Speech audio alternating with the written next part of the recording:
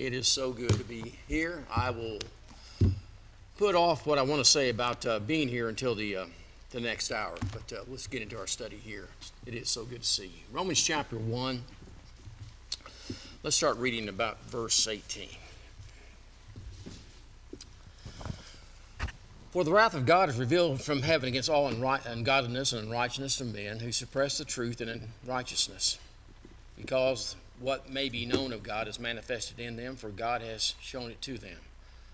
For since the creation of the world, his invisible attributes are clearly seen, being understood by the things that are made, even his eternal power and Godhead, so that they are without excuse.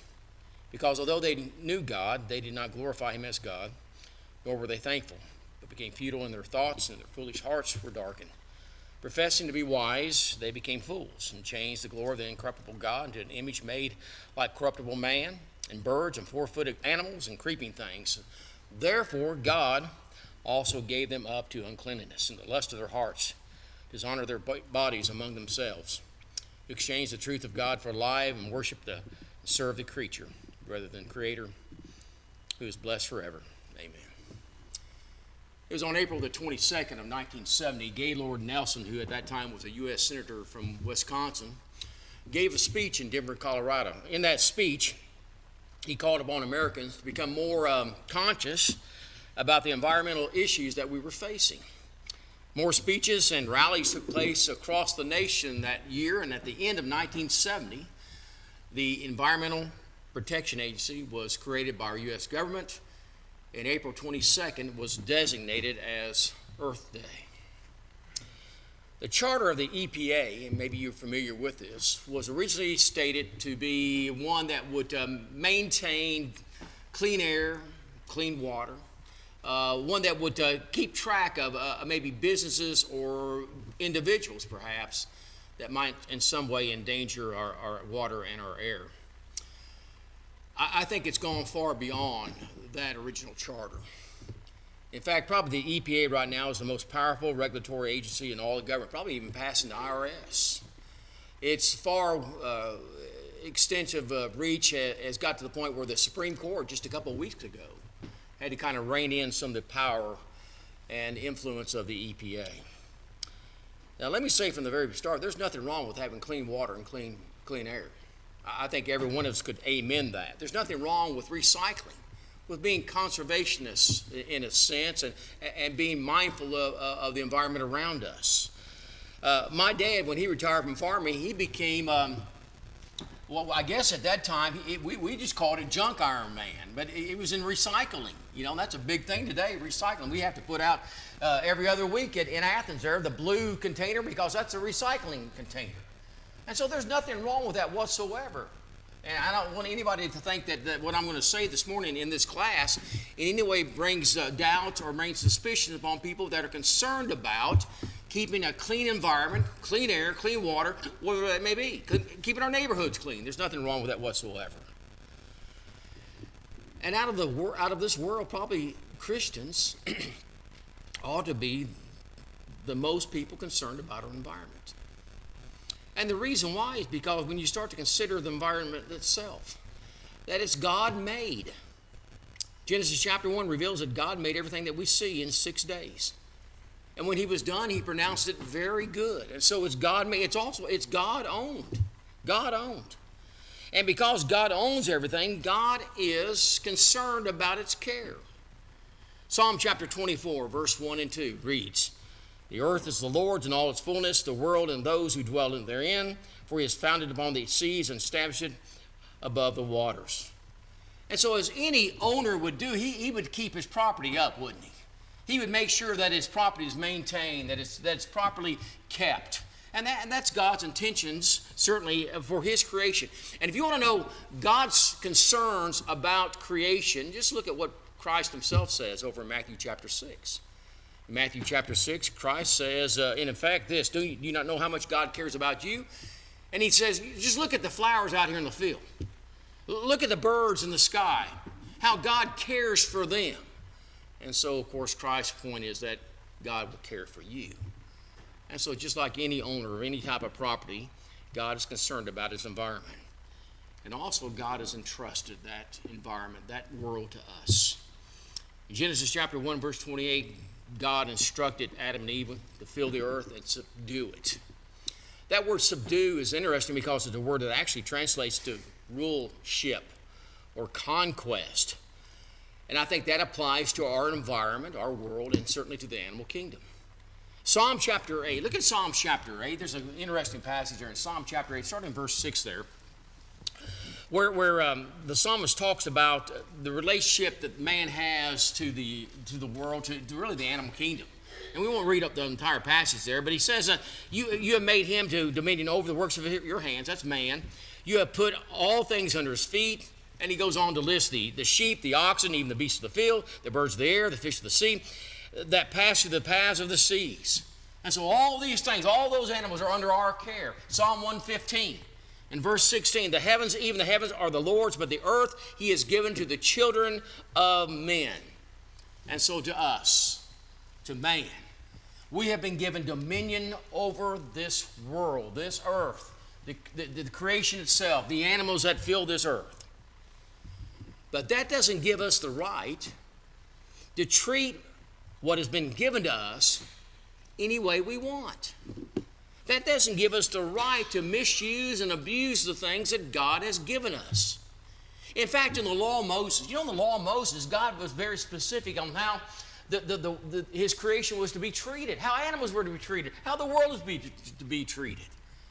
And so you go back to the passages there in the law of Moses, you go back to places like Exodus chapter 23, verse 12. Where we find out about God's concern for animals. When we think about resting on the Sabbath, we understand that that's one of the 10 Commandments, On the seventh day you rest. Also God said who else rests on the Sabbath day? Animals. Do you know that? Exodus 23, verse 12. Animals are to take the day off.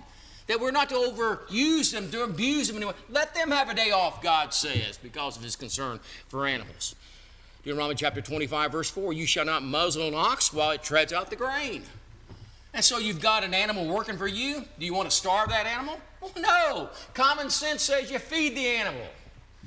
And so God said, feed your animals. Don't you just love it, though, that in the New Testament, Paul takes that verse, Deuteronomy 25, verse 4, and applies it to gospel preachers?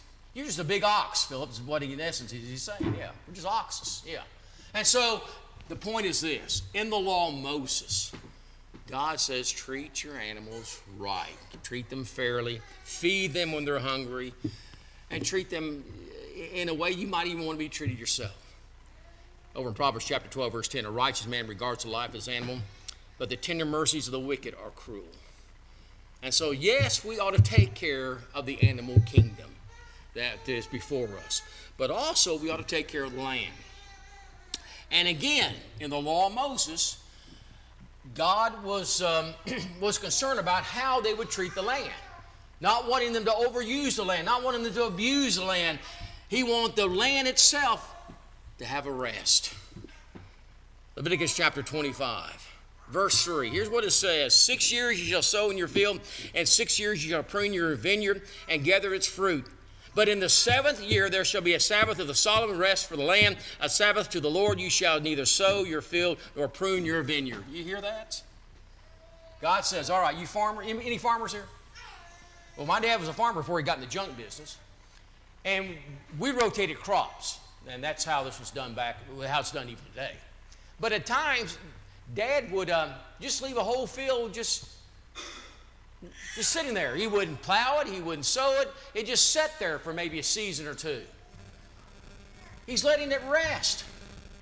Under the law of Moses, God told the Jews, you can work your fields for 6 years, but that 7th year, you're not to sow a crop. It's just to sit there. Why? Because the land needs to rest. And folks, God was serious about that. In fact, when it came time for God to give up Judah for Babylonian captivity, God says, well, here's one of the reasons. I'm going to allow this land to rest because you never did that.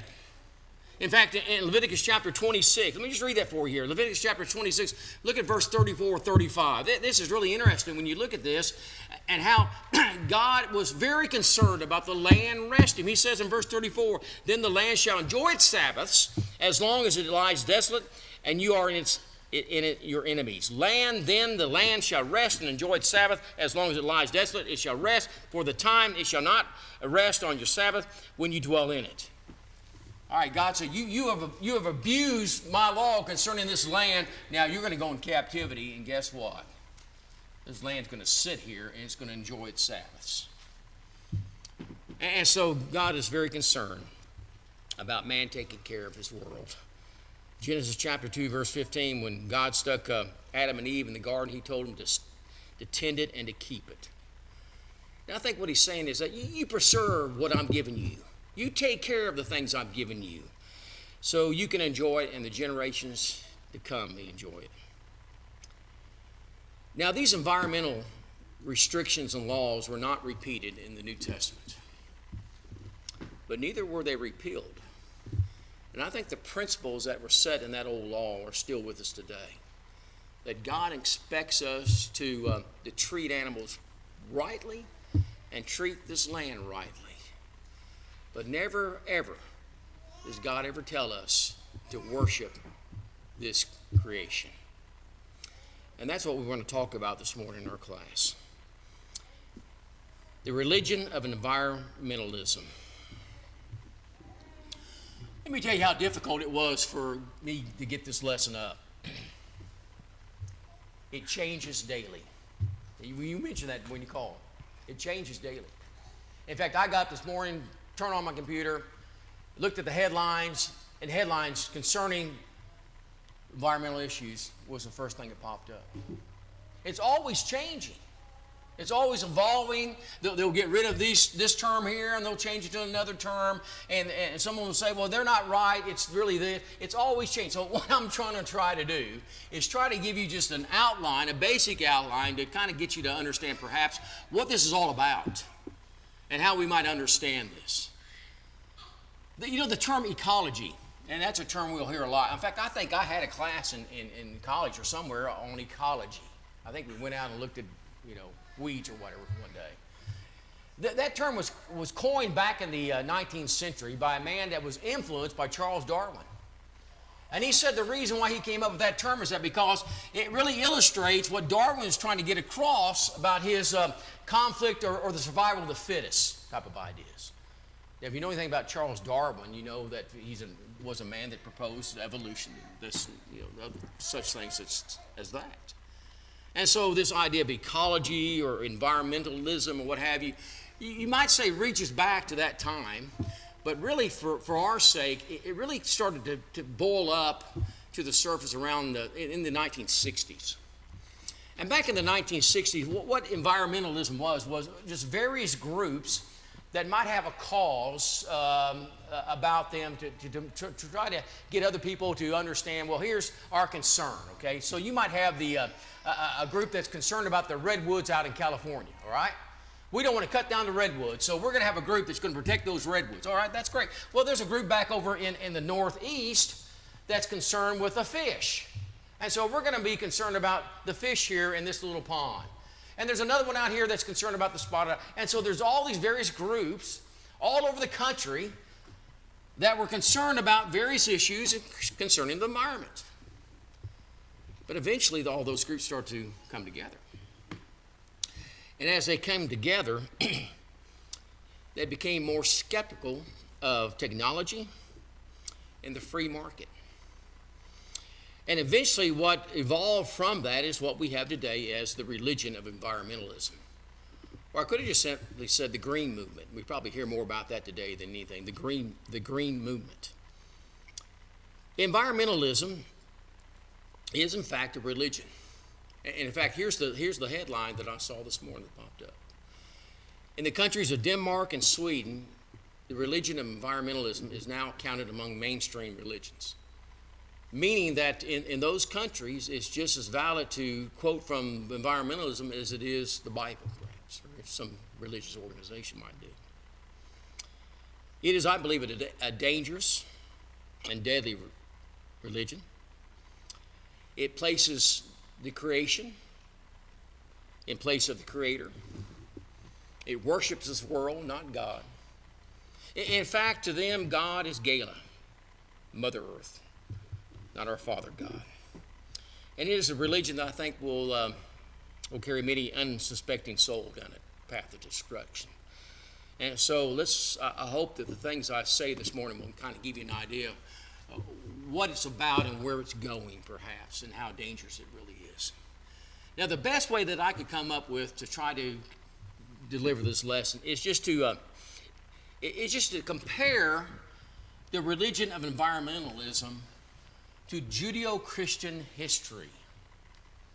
Now, we might not hear that term a lot anymore, but I remember when I went to Florida College freshman year, we had to take Judeo-Christian history. At that time, I didn't know what that was. Well, what that was that you go back to the Old Testament and you learn all about the things that in God's dealings with the Jews, and you move your way then to the New Testament, Judeo-Christian history. Well, in fact, when you start looking at the religion of environmentalism, it is very similar to Judeo-Christian history. Let me show you what I mean by that. Where do we begin in Judeo-Christian history? Well, we begin at the beginning, don't we? We begin in Genesis chapter 1. We begin in Genesis chapter 2. Well, what was in Genesis chapter 2? Paradise. The Garden of Eden, wasn't it? And we can go over to Genesis chapter 2 and we can read about the Garden of Eden there in Genesis chapter 2 and how all wonderful it was. Look at verse 8 of Genesis chapter 2. The Lord planted a garden eastward in Eden, and there he put man whom he had formed. And out of the ground the Lord God made every tree grow that is pleasant to the sight and good for food. The tree of life was also in the midst of the garden, and the tree of knowledge of good and evil. And so we've got the Garden of Eden. And the Garden of Eden, all the events that took place there are critical to our beliefs in the God and in even our Lord. And so that's paradise, wasn't it? Where man and animals lived in harmony with one another. There was no fear amongst them. And one day, according to Genesis chapter 22, there'll be a return to a garden. And so we've got paradise, all right? When we think of paradise, we think of the Garden of Eden. Well, what's paradise to an environmentalist? They wouldn't turn back to Genesis chapter 2 and say, well, now here's paradise. But in their own way, they would say what was found in Genesis chapter 2 in the Garden of Eden was the paradise that they think about today. But let me define for you exactly what paradise is to environmentalists. Paradise is a time when the Native Americans and Africans and primitive rainforest tribes lived in harmony with animals and nature. You see, to them, that was Eden, that was paradise. But has there ever been a time such as that after Genesis chapter 2? No, there hadn't. And though they'll say that, at one time, the Native Americans, they were in tune with the world around them, with the animals, with nature, and they lived in harmony as one. Was there ever that time that they speak of? It's amazing when you talk about who the heroes are of the Native Americans. They don't point to Moses and Abraham and Jesus Christ and Paul. No, they point to normally they point to the Native Americans or the rainforest folks. Let's just take the Native Americans real quick here. Was there ever paradise that existed amongst the Native American tribes? What were some of those tribes' names? Well, you got the Apaches, you got the Comanches, you got the Sioux, just go on down the list. Now, why are some of those names familiar to us? Because at one time, and I say one time, a lot of colleges used those names as their nicknames because they were what? The Fighting Sioux, or the Fighting Huron, or the Fighting Illini. That's what I believe in. Why are they called the Fighting Sioux and the Fighting Hurons? Because they were always fighting one another. That's why. And my point is this: when you think about the world, the paradise the environmentalists want to talk about, we're talking about tribes that were always trying to kill one another. There was no peace and harmony going on that existed among these tribes. In fact, it's said that the tribes that were not warlike would either build their villages high up in mountainsides or in cliffs, perhaps, to stay away from those people that were trying to kill them. Or they move out of the area altogether. And so the point is, when we talk about the American Indians, when we talk about any type of native culture or peoples, we're talking about warlike individuals, not just in America. Not just in America. We go down there to a place like New Zealand, where they have the Maori tribes. The Maori tribes committed mass murders of other tribes on a regular basis. Or we can go to Borneo, a paradise, and there we'll find the Degaks, who were headhunters. Or we might go to Hawaii and go to the Polynesians. Oh, they had to have been in tune with the world around them, did they not? They had to live with nature. Well, no, the Polynesians, in fact, were probably one of the most vicious tribes of people that ever lived. So what is this idea about all these people being in love with one another and being in love with nature and living amongst the animals? You see, my point is that there never was a time such as that. It's all fantasy. And how about the world they lived in? Was the world a paradise back then? You know, again, I can go to Genesis chapter 2 and I can read about true paradise. But was the world a paradise during those days that they would talk about? You know, really, I think those environmentalists that talk about the ancient world or world of long ago as paradise really don't understand what the world is about. Now, here's camping to people such as that. They may go out for a week or two, and they may camp, have them a nice tent, have them a nice cot to sleep on, and they may even go rafting perhaps for a few days. And they'll come back, and then somebody will fix their meals, and they'll sit around and they'll talk about how great it is to be out in nature. Then they'll go to bed and get up and do it the next day. Is that how the world was back then for those people? Absolutely not. The world was a cruel world, wasn't it? Yet they worship the world that what they think is the paradise world, but it never was like that. It's a cruel and unforgiving world. A world, if you're not careful, will try to kill you. You'll walk out in the rainforest with only what you have on your back and see how long you survive. See how long you get through without getting bug bit and perhaps snake bit and maybe animal attacked. You see, things are out there that want to kill us. And things were out there that wanted to kill those people back then, too. And so this idea of it being paradise, I just don't go along with it there. And people, you hear sometimes about folks getting attacked by animals. I think it was probably about a month ago. I think about a month ago, there was two people, a couple up in Alaska, that got attacked by a brown bear, mauled and killed. Mauled, killed. You know why? Because they were trying to pet the thing, that's why. And a lot of these animal attacks are people that are trying to pet these wild animals.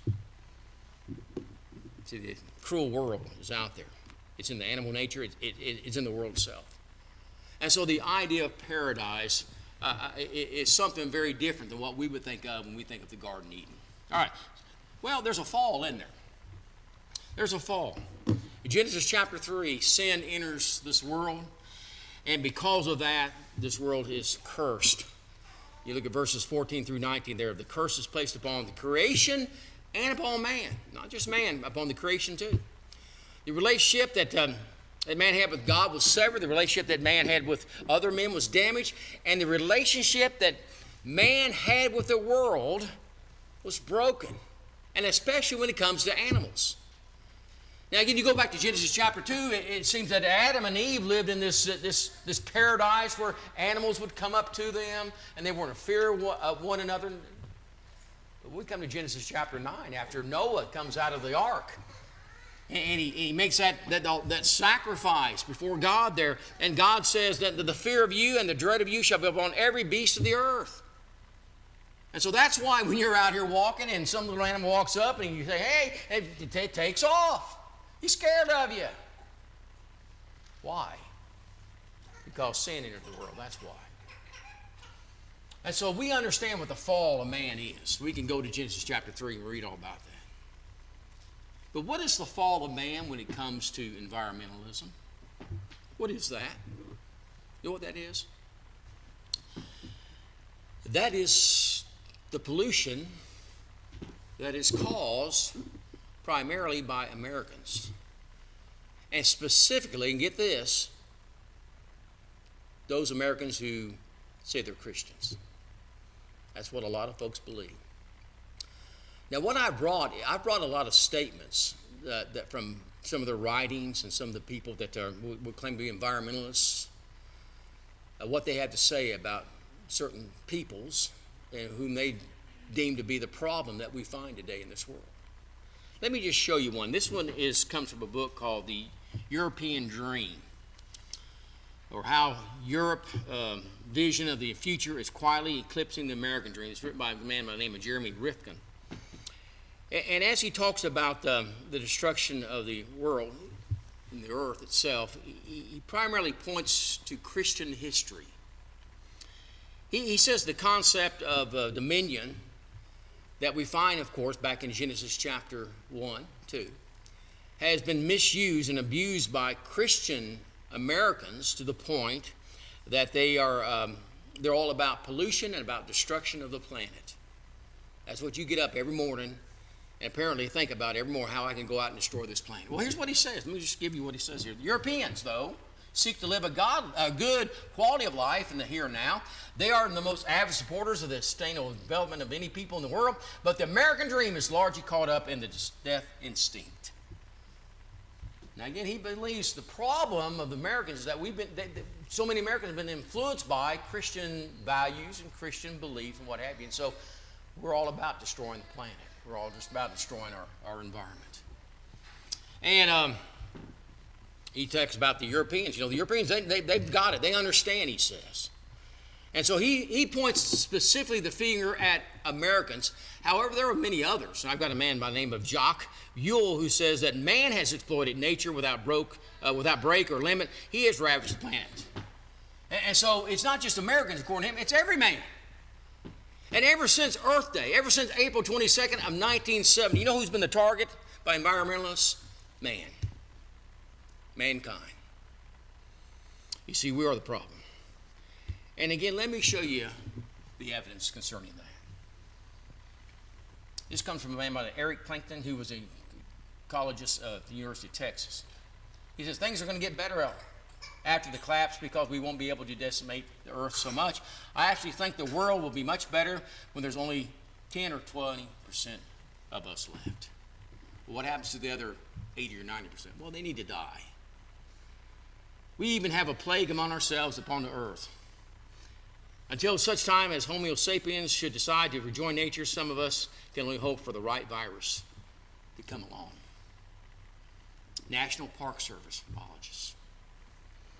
Phasing out all the human race will solve every problem on Earth, social, and environmental. There's the founder of Earth First. We hear a lot about Earth First, don't we? I always wonder when I read statements like that, well, are you going to be the first one to give up your life? Doubtful.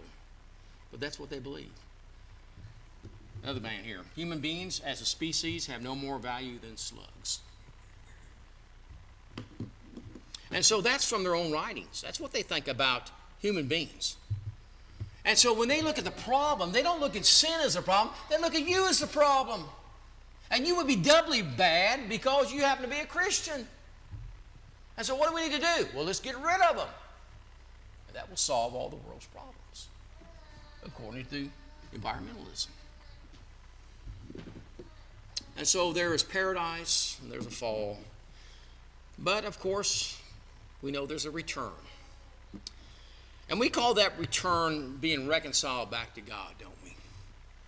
We know from Isaiah chapter 59, because of sin, we've been separated from God. So what do we need? What does man need the most? We need to be reconciled back to God.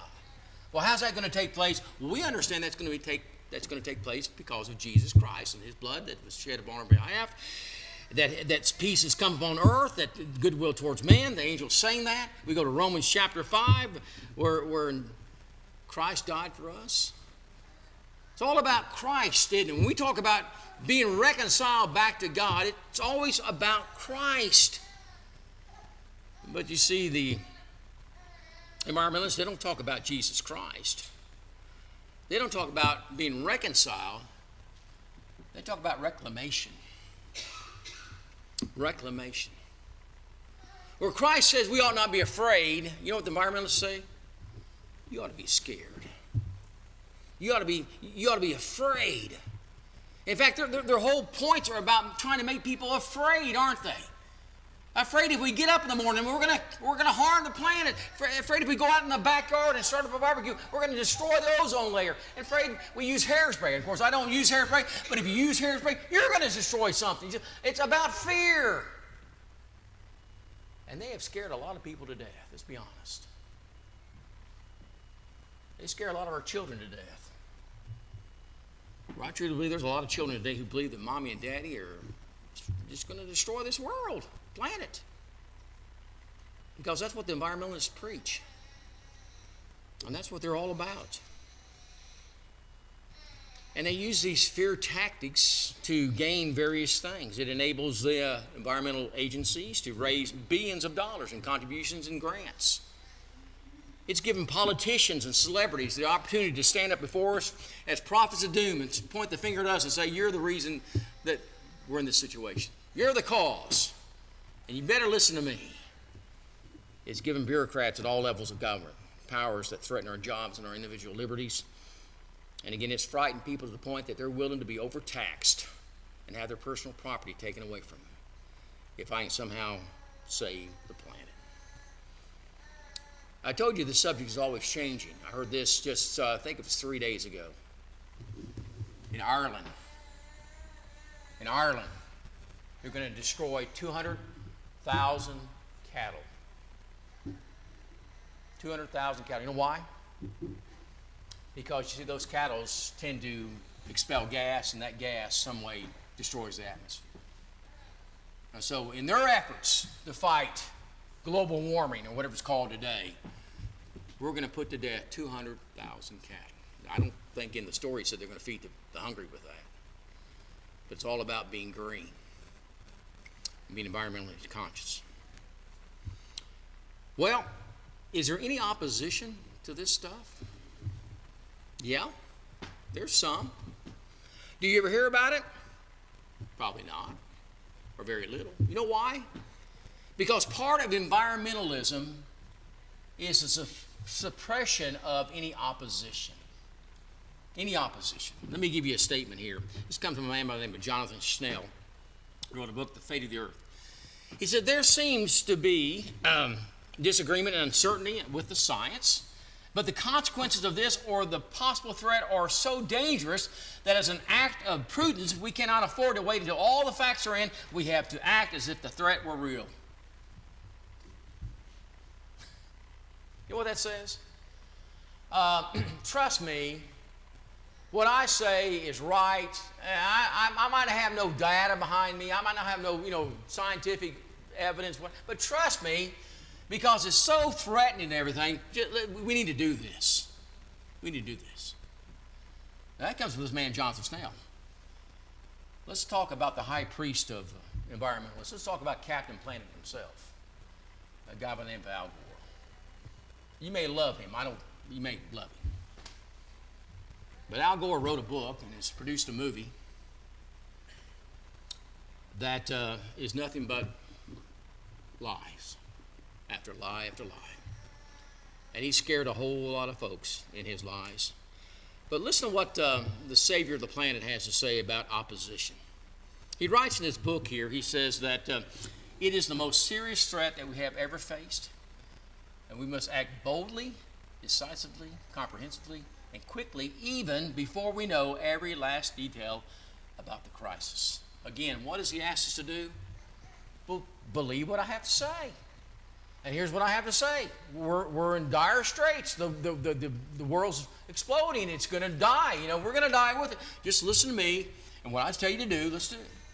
And he goes on to say that their theories of the opposition, he says their theories should not be given equal weight with the consensus now emerging in the scientific community about the gravity of the dangers we face. Now, there's a word in there that just really bothers me because you hear this a lot from politicians. It's the word consensus. Consensus. Meaning, if there's enough people that happen to say, yeah, this is true, well, that's the truth. That's the facts of the matter. And so what we do now is that we put scientists or science itself up to a vote. Up to a vote. And so, is gravity true? Well, probably 100% of us in here would probably vote, yes, it's true.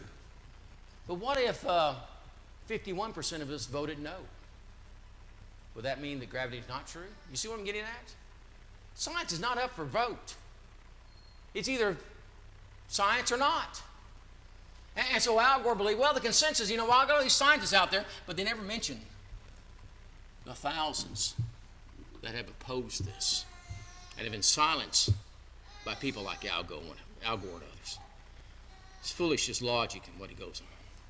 You'll hear a lot about carbon footprint today. You hear about a lot, don't you? Our carbon footprint.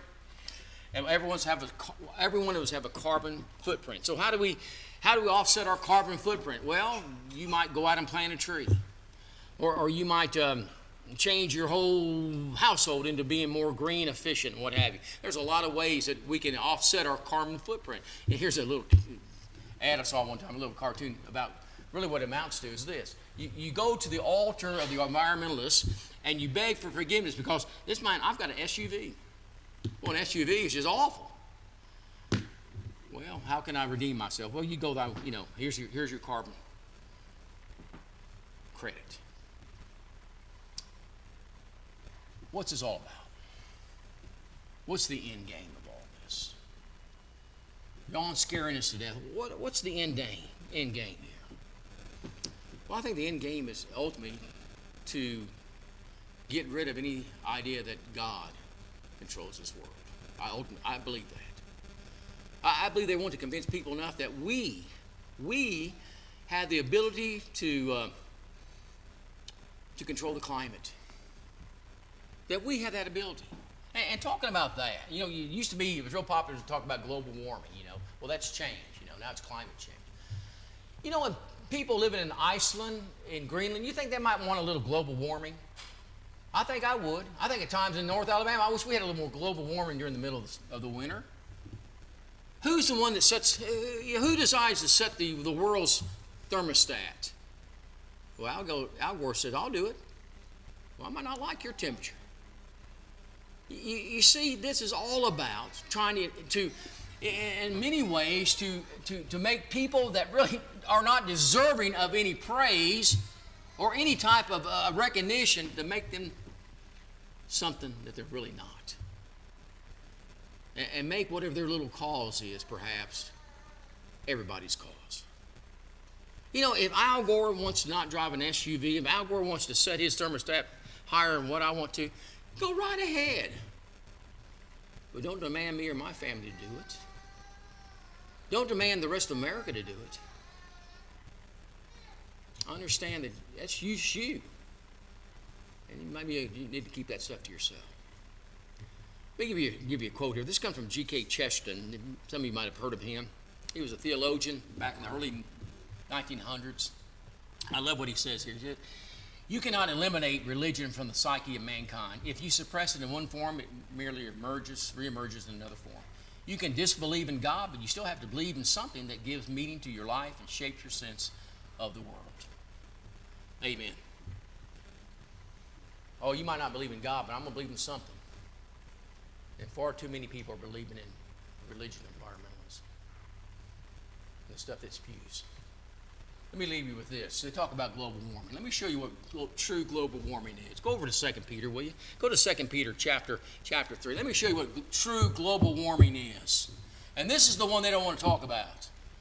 This is the one they want to ignore. Here's true global warming, starting in verse 10. But the day of the Lord will come upon us as a thief in the night, and in the heavens will pass away with a great noise, and the elements will melt with fervent heat. Both the earth and the works that are in it will be burned up. Therefore, since all these things will dissolve, what manner of person ought you to be in holy conduct and godliness? What manner of person, knowing what awaits us, the destruction of this world, making sure that we are of God and we don't have to fear something like that. All right, that's all I've got. Is that about time? It's 1:15. That's all right. Let's stop here then. Thanks so much for your attention.